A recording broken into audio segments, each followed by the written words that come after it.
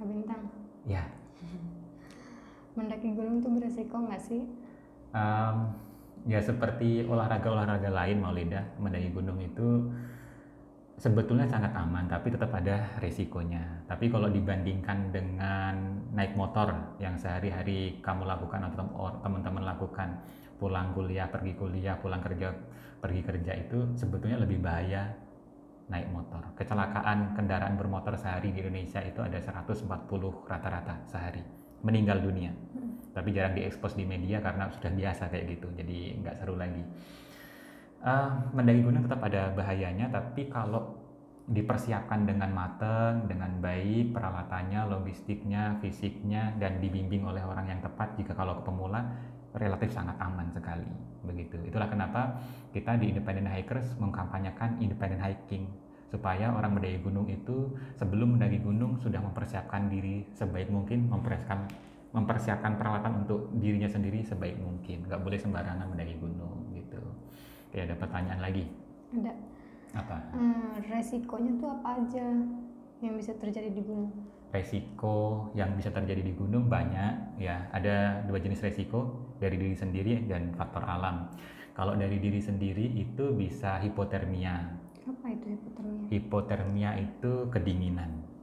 Efeknya bisa kayak kesurupan, terus kemudian gemetaran, terus orang ngomong lantur dan seterusnya. Itu kalau sudah parah seperti itu.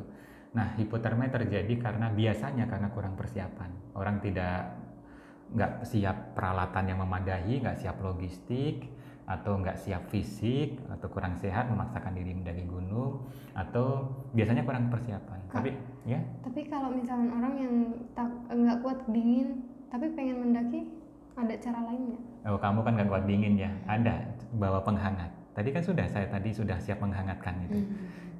Gitu, dengan kalau nggak kuat dingin ya caranya menghangatkan tubuh dengan pakai jaket tertentu. Jaket kan macam-macam. Jaket untuk mendaki gunung itu ada yang bisa sangat hangat sekali ya, bahannya dari bulu angsa, itu ringan, bisa tebel dan hangat banget gitu. Jadi untuk orang-orang yang nggak kuat dingin. Tapi kalau memang kamu punya sensitivitas terhadap dingin yang luar biasa, ya disarankan jangan langsung mendaki gunung yang sangat dingin, tapi bertahap ke dinginnya dilatih begitu supaya kuat dingin. Itu untuk mengatasi hipotermia begitu. Saya nggak menjelaskan detail cara mengatasi hipotermia karena akan sangat panjang sekali. Mungkin kita akan bahas di video-video selanjutnya. Bahaya kedua adalah mountain sickness. Itu adalah penyakit semacam demam, pusing, lemes begitu karena ketinggian gitu. Biasanya orang-orang pantai dibawa ke gunung yang tinggi itu bisa mengalami mountain sickness, tapi tidak semuanya, sebagian orang saja. Ini penyakit tidak berbahaya ketika dibawa turun, dibiarkan begitu saja, kasih makan, kasih minum, kasih istirahat, normal lagi.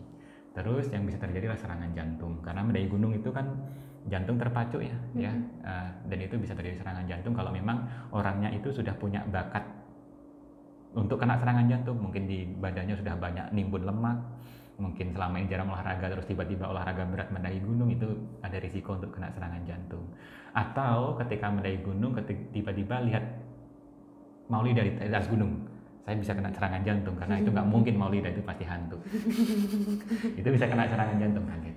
Terus serangan asma gitu, itu bisa terjadi. Kalau orang yang punya riwayat asma ke gunung bisa terjadi asma karena kedinginan, karena kabut, atau karena debu, itu bisa memicu asma gitu. Kecapean juga bisa memicu asma gitu. Kalau kamu punya serangan asma, kalau pernah punya riwayat asma, ya konsultasi dulu sama dokter sebelum mendaki gunung, itu jauh lebih aman, dan jangan lupa bawa perlengkapan obat-obatan asma kamu begitu.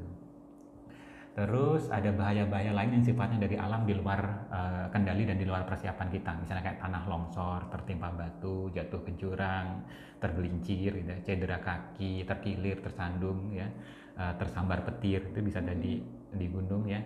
Gunung meletus ya bisa terjadi juga kalau kita mendaki gunung-gunung berapi, itu bisa terjadi.